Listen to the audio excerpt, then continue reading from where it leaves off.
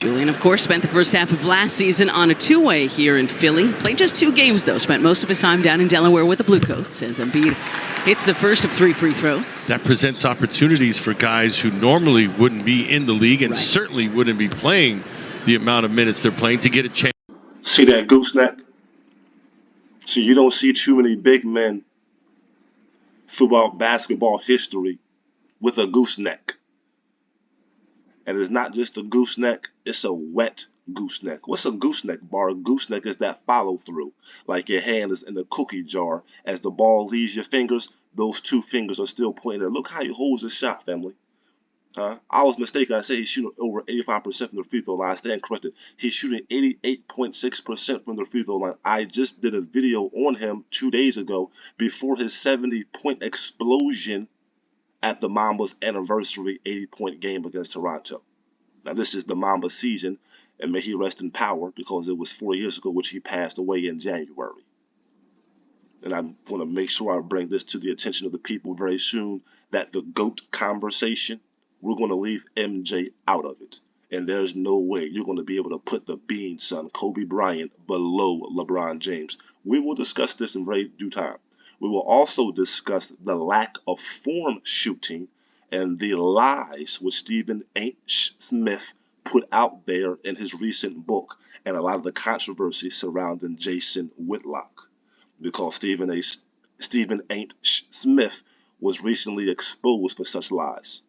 And I'm going to go right back to this because when you're speaking of that free throw follow through, and when we discuss Stephen H. Smith lies professing he scored 17 consecutive threes in a game before the Stephen Curry era, before three-point shooting was even popular, we call cap on that. We even go as far as to say Stephen H. Smith never shot 17 threes in one game.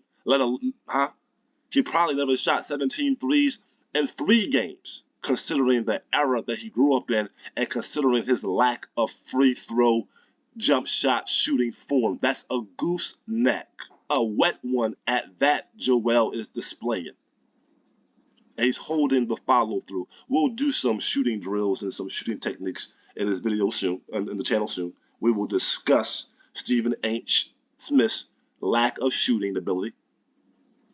And we will also discuss the Bean son being above LeBron. All these conversations in time. But let's get right to it for the moment, because we just did a video on Joel Embiid, the MVP. Not saying he's going to win the MVP this year, but he's the reigning MVP, and he is showing up and showing out. I told you in that previous video, and I hate to be the type of Negro to tell you I told you so, but I told you so. He is the biggest freak, the biggest offensive freak you will ever see. Pardon my language. Some people don't like that word. I'll refrain going forward. But offensively, he is a beast of beasts. Why is that? Because when you look at his free throw shooting technique, anyone who's played basketball, studied basketball, or has observed basketball, you got to be very clear.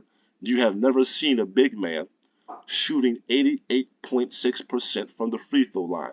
What does that mean, Bar? As we made mention in the previous video, that means if he can shoot 88.6% from the free throw line, keeping in mind men like Scottie Pippen was shooting like 70% from the free throw line, and Scottie was a pretty good shooter. But we're talking about a guy at an 88.6% clip, okay? That means he has a touch of touches.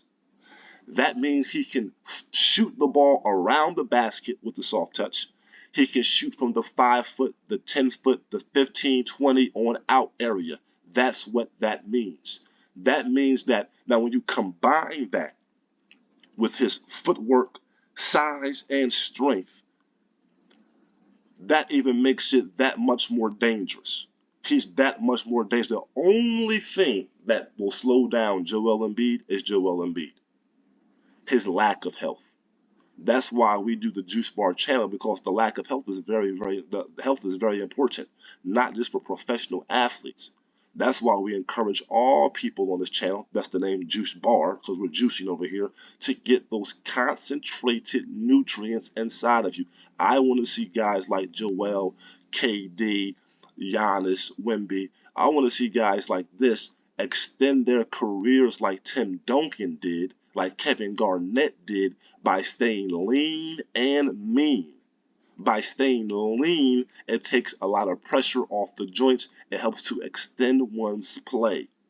So now they want to talk about Wemby. He was playing against Wemby last night. They're going to say that we want Wemby to have his grown man body. No, I don't. No, we don't. We want Wemby to stay flexible, and we want Wemby strong as Wemby can become. We don't want to bulk up Wemby with a bunch of synthetic proteins and a bunch of synthetic drugs and a bunch of synthetic GMO foods, which is going to risk his overall playing health and personal health in the future. But Joel Embiid, you make my job very easy, brother. You make my job super easy. I just did a video on you. I just showed in real time, head to head, the Joker. Although you did confess Joker was the best player in the NBA, but I'm still saying head to head, it's not even a matchup. I'm just keeping it real. It's not even a matchup between Joel and the Joker, head to head. This guy is a problem. I have not seen a problem quite like this in some time. I'm aware of Shaq's criticism of him. Shaq was a problem. Trust me when I say. Shaq was a bigger problem. I'm not going to lie. Shaq was a bigger problem. But Joel is a different type of problem because of that shooting ability. Okay? I mean, this is really insane. We want to see him post up a little bit more. Yes, we do. But in today's game, we have to understand that the game has been geared, the rules have been modified for shooters. And he's just one of the biggest, strongest, better shooters, if not the best shooter in the NBA. Aside from the guards, of course, the Currys and the Clays and men like that. But big men shooting, there's no one above him. Show me another big man in the NBA that is shooting above 88.6% from the free throw line. I'm going to keep talking about that because anyone who has a good shot, anyone who has a gooseneck, they already know that in order to acquire that, it takes great discipline. It takes a lot of practice. These goosenecks, these wet goosenecks, as you see right there, that follow through, that does not come overnight. That's shot after shot after shot, much discipline. But now once that discipline has been mastered, now you got that shot. And it's very difficult to take that shot away, particularly at his height. That's why he is a hard guard. And that's why he is leading in the MVP race for 2024. That's the juice.